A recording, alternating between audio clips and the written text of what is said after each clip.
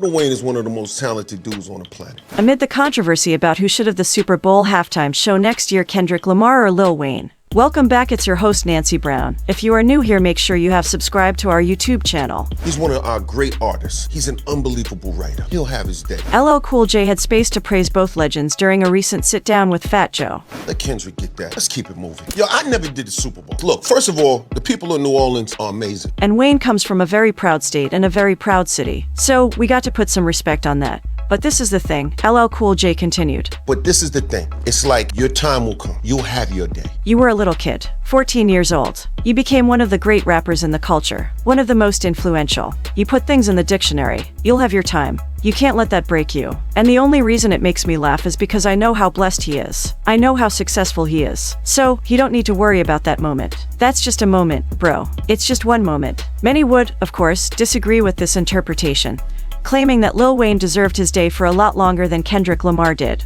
On the other hand, some disagree, asserting that Lil Wayne was never going to be a viable candidate for the role. Thankfully, LL Cool J balanced both viewpoints and demonstrated that they both deserved their enormous success. We shall have to wait and watch if people's theories about what will happen in New Orleans on February 9th come to pass. Many believe that during his Super Bowl halftime show, Kendrick Lamar would even invite Lil Wayne out, but it is highly improbable given the Drake feud. We don't have much to go on at press time, though, because the only real news we have to go on is about the announcement and this argument. Perhaps more information on the decision-making process and what fans can anticipate will be provided in the run-up to it in 2025. The rest of the hip-hop community is eager to see what happens and is just as curious as LL Cool J. Lil Wayne has a new cook in his kitchen who holds the keys to both his stomach and his heart. After his previous chef scenario went awry, Wayne and Chef Le'Angeli Murphy began working together at the beginning of 2023. We've since found that the lollipop rapper and Le'Angeli's feelings quickly heated up like an oven range, and they have been together ever since. She is from Los Angeles and lives with Wayne, feeding him all day and all night.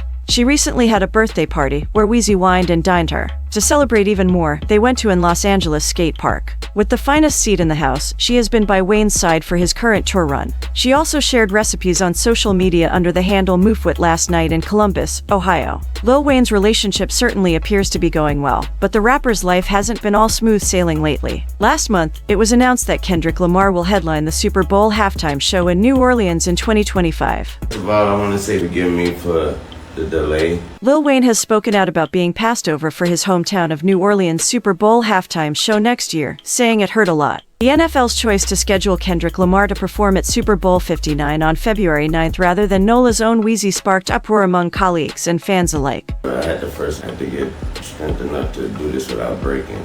The Young Money leader eventually addressed the issue in an early Friday morning video that was uploaded on Instagram. Wayne opened with a solemn tone of gratitude for everyone who had defended him. I must say thank you to every voice, every opinion, all the care, all the love, and the support out there. Your words turned into arms and held me up when I tried to fall back. Then he talked about how disappointed and heartbroken he was by the rejection, and he put the responsibility on himself for raising his expectations for the role which he had publicly desired before last week's news. That hurt a lot. You know what I'm talking about? It hurt a whole lot. He continued, I blame myself for not being mentally prepared for a letdown, and for automatically mentally putting myself in that position like somebody told me that was my position. So I blame myself for that. But I thought that was nothing better than that spot, and that stage, and that platform in my city. It hurt a whole lot, but y'all are fucking amazing. It made me feel like shit not getting this opportunity.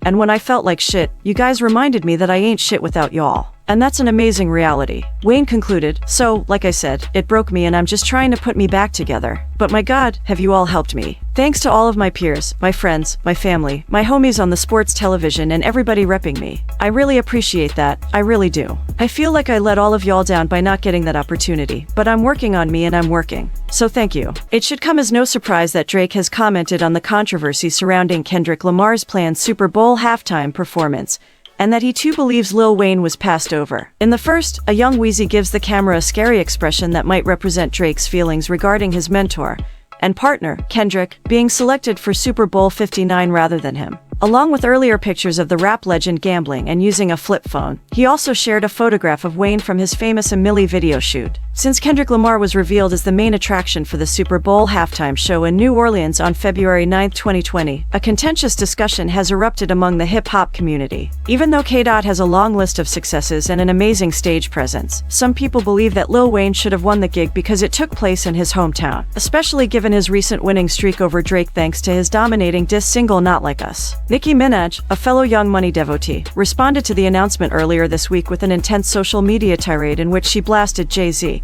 who has assisted in planning the halftime show since 2020, denying a young black man what he rightfully put into this game for no other reason but your ego. She wrote on X, your hatred for Birdman, Drake and Nicki got you punishing Lil Wayne. Lil Wayne the GOAT. Nola what's good. Eminem stood firm on having 50 Cent come out. A white man, he said. House and artings. But it's good fi dem no loyalty. Welp. Then and as we'll keep sonning you, she discussed her friendship with Wayne and the significant contribution he made to her career in a follow-up piece. You don't know the half of what Lil Wayne has done for me and others, she wrote. Wayne had Drake and I on his tour W, no papers signed. He was on all of my mixtapes W, no papers signed. This man has literally changed the face of hip-hop. The hair too. He inspired so many to tat their faces and get locks. Inspired your faves to wanna be a great MC. He never was in this for the money. It's always been for the love of music.